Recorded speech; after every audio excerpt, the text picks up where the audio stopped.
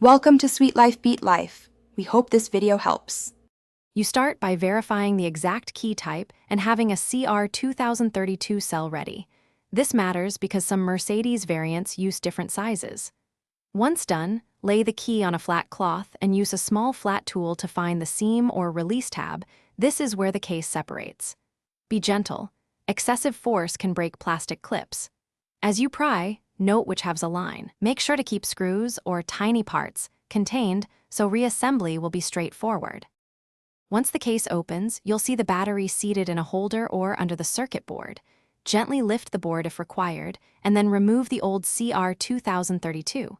You must observe polarity. Usually the positive side faces up, because reversing the battery can damage electronics.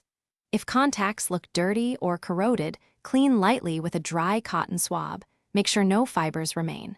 After cleaning, insert the new battery the same way the old one sat, ensuring solid contact. To finish, align the case halves and press until each clip snaps back into place. Do not force if something feels misaligned.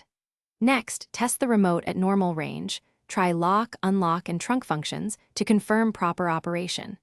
If it doesn't work, remove the battery and recheck polarity, reseat the contacts, and inspect the shell and circuit for damage. Sometimes a worn case prevents contact. If problems persist, replace the key shell or consult a dealer, because programming or a faulty board may be the issue. Thanks for watching. Consider subscribing if we helped you.